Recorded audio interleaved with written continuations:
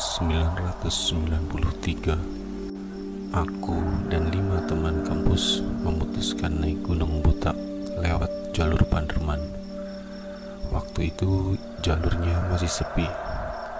Jalan setapak kecil diapit semak dan pepohonan tinggi. Tidak ada papan petunjuk, hanya cerita dari warga sekitar.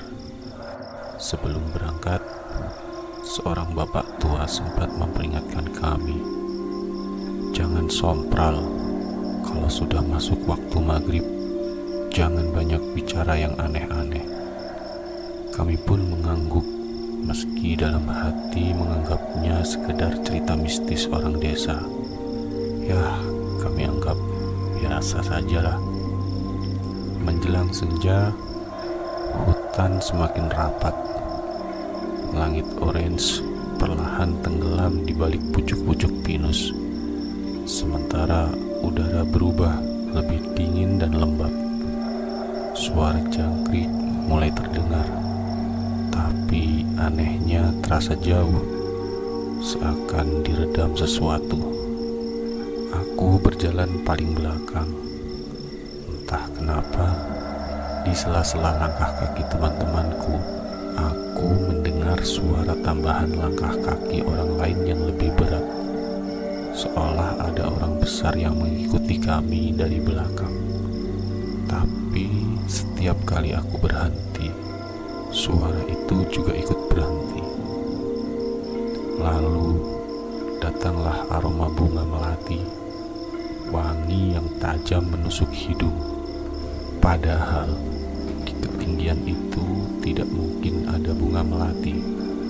Salah satu temanku pun menoleh sambil berbisik lirih, kalian cium gak bau melati? Kami hanya saling pandang dan memilih untuk bungkam. Cahaya senter mulai dinyalakan ketika gelap merayap. Dalam sorot cahaya kuning redup itu, aku sempat melihat sesuatu. Di balik batang pohon besar berdiri sosok perempuan berambut panjang tergerai sampai menutupi wajahnya. Pakaian putih lusuh pun yang menempel di tubuhnya. Aku spontan berhenti. Jantungku berdegup keras ketika senter diarahkan lebih jelas. Tak ada apa-apa. Kosong, hanya pohon dan kabut tipis. Temanku yang lain pun mendekat dengan wajah pucat. Kamu lihat juga? Tanyanya pelan. Aku hanya mengangguk, tidak sanggup berkata apa-apa. Beberapa menit kemudian, suara gamelan pun mulai terdengar samar, seperti suara kendang dan gong yang datang dari kejauhan, lalu menghilang begitu saja. Sungguh terasa aneh. Hutan yang tadinya sunyi kini terasa penuh dengan sesuatu yang tak kasat mata. Tak lama berselang, sekitar jam 9 malam, kami menemukan tanah datar dan segera mendirikan tenda di situ. Rasanya lega bisa beristirahat. Namun tengah malam, aku terbangun dengan perasaan gelisah.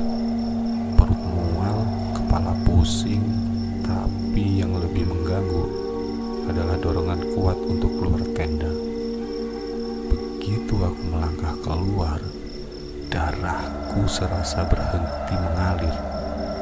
Tenda kami berdiri di tepi jurang tepat, hanya setengah meter dari lubang gelap yang dalamnya tak terlihat. Padahal aku masih ingat jelas, sore tadi kami memilih lahan yang aman dan jauh dari tepian jurang. Aku pun langsung berteriak memanggil teman-teman. Begitu mereka keluar, wajah mereka sama pucatnya. Tanpa banyak kata, kami segera memindahkan tenda ke jalur yang lebih dalam, biar aman. Malam itu tak ada yang bisa tidur. Dari luar terdengar suara langkah berputar mengelilingi tenda. Berat, pelan, tapi ritmenya tidak wajar. Sesekali terdengar suara napas panjang, berat seperti orang tua yang kelelahan.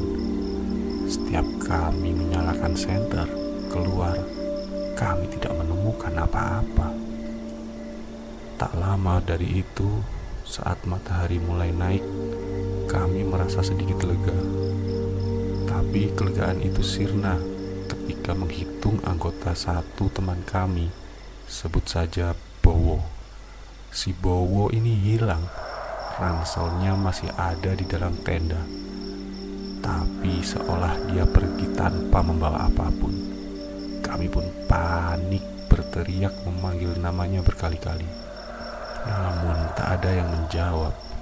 Justru suara-suara dari dalam hutan, bukan suara Bowo, tapi tiruan aneh, datar, dingin, seperti gema orang menirukan teriakan kami.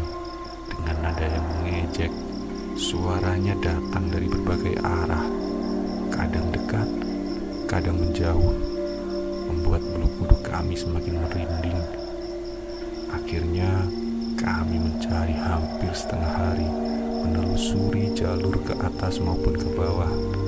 Hampir ke semua sudut tidak ada tanda-tanda si Bowo, seolah Bowo hilang di telan hutan. Akhirnya dengan berat hati kami pun memutuskan untuk turun. Saat itu setiap langkah turun rasanya seperti dikejar bayangan yang tak terlihat. Bowo tidak pernah ditemukan. Tim pencarian, warga, bahkan aparat, semuanya turun tangan. Tapi tetap hasilnya nihil. Nama dan wajahnya hanya tinggal kenangan bagi kami.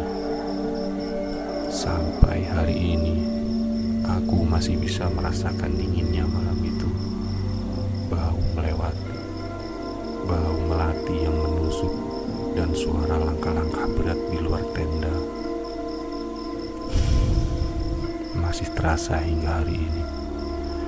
Gunung Butak via Panderman menyimpan sesuatu yang tidak bisa dijelaskan, sesuatu yang membuatku percaya bahwa tidak semua jalur gunung bisa dilalui oleh manusia.